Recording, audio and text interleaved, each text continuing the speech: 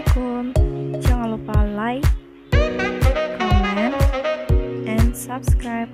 Semoga videonya bermanfaat.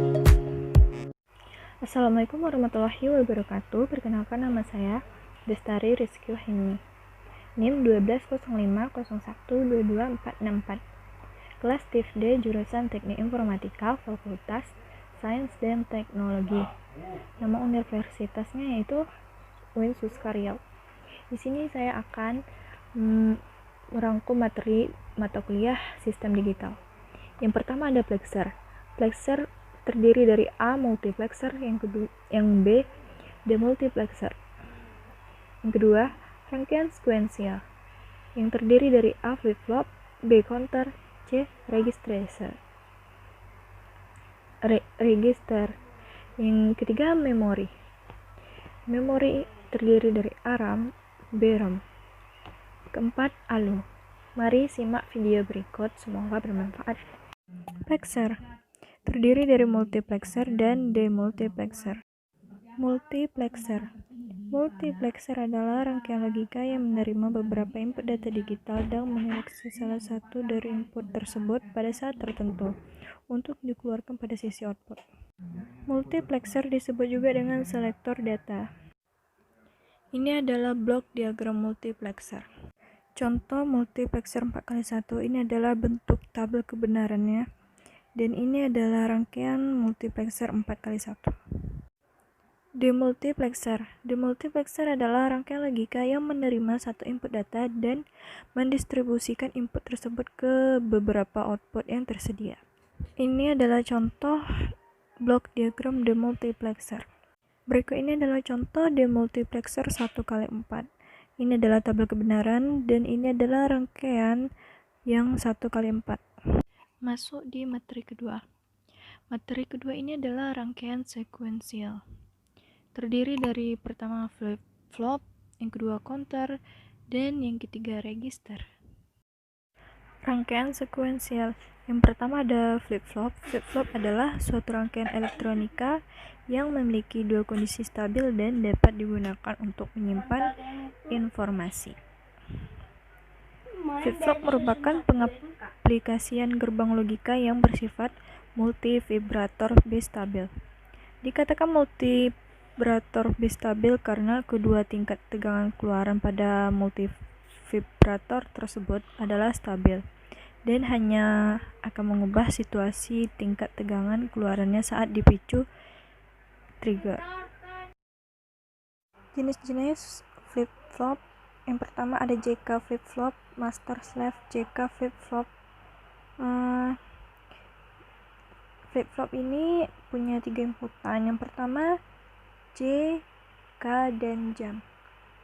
Flip-flop kelebihannya adalah tidak adanya kondisi terlarang atau yang berarti diberi berapapun inputan, karena terdapat jam yang akan terjadi perubahan pada keluarannya atau outputnya. Berikut adalah simbol dan tabel kebenaran dari JK flip-flop. Selanjutnya masuk ke jenis kedua, yaitu RS flip-flop.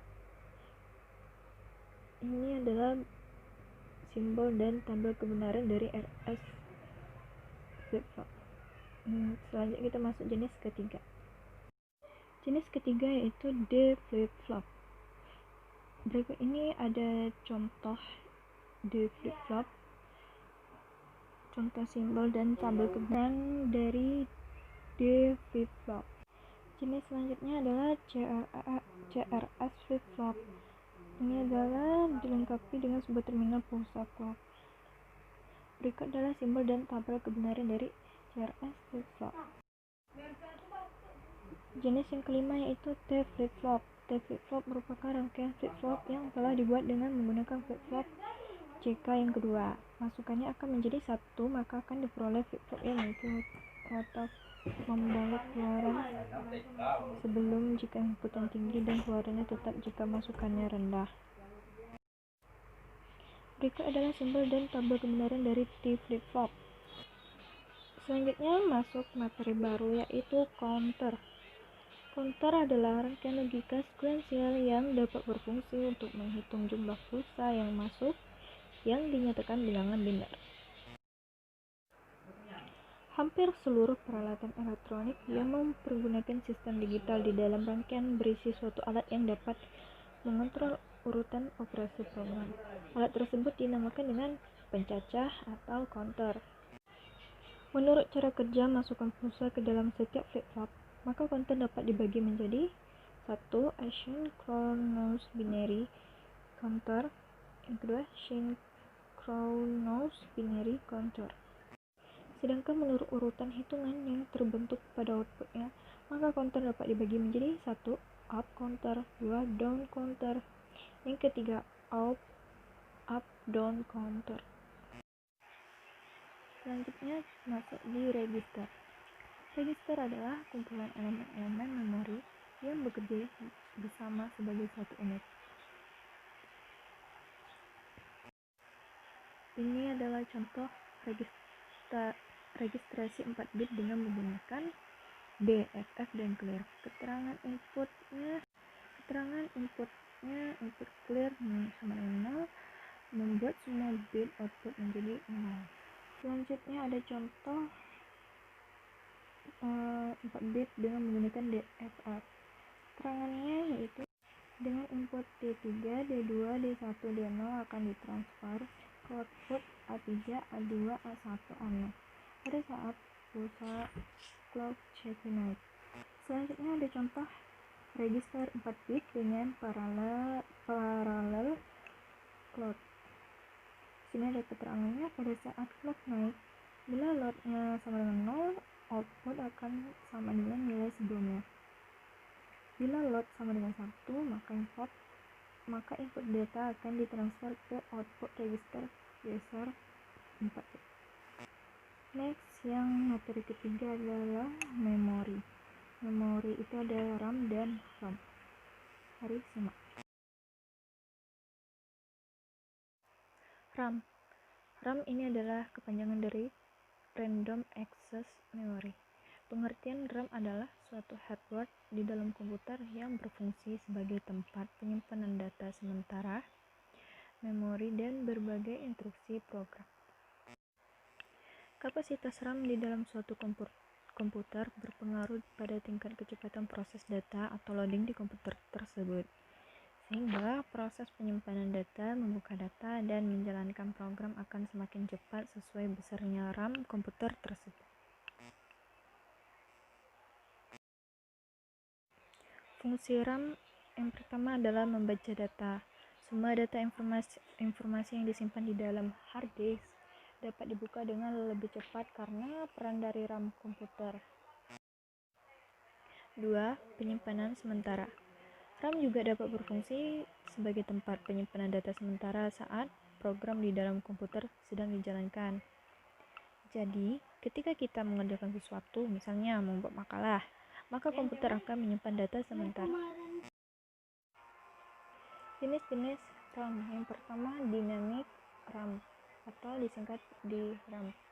Dynamic RAM ini adalah jenis RAM yang disegarkan oleh CPU secara berkala agar data yang ada di dalamnya tidak hilang. Yang kedua, SDRAM.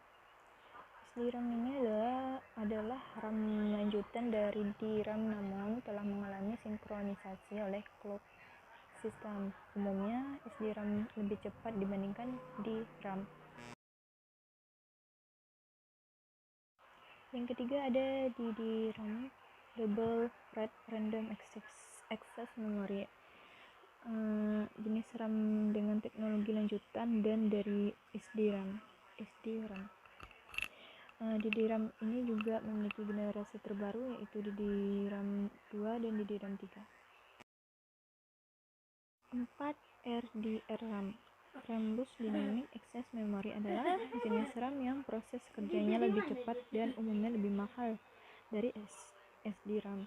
Jenis SDRAM digunakan pada perangkat komputer yang menggunakan Pentium 4. 5.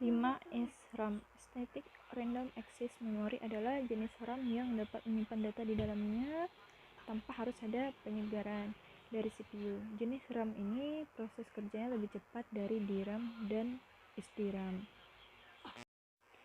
6. EDO RAM.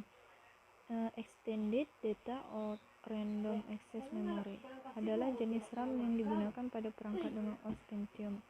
Jenis memori ini dapat melakukan proses penyimpanan dan mengambil data dalam waktu bersamaan. ROM. ROM ini adalah Read-Only Memory. ROM adalah jenis memori atau tempat penyimpanan data di dalam perangkat komputer yang sifatnya permanen sehingga tidak mudah berubah atau hilang walaupun komputer tiba-tiba mati. ROM berfungsi untuk menyimpan firmware berupa perangkat lunak atau sering disebut software. Perangkat lunak yang biasa mengisi ROM misalnya yang berhubungan dengan perangkat keras seperti ROM BIOS, Basic Input Output System. Yang keempat adalah ALU.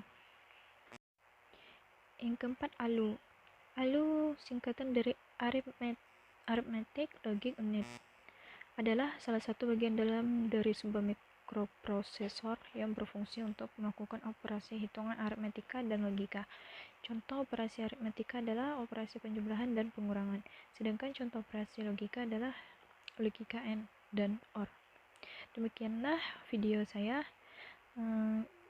Terima kasih. Kalau ada kesalahan mohon dimaafkan. Assalamualaikum warahmatullahi wabarakatuh.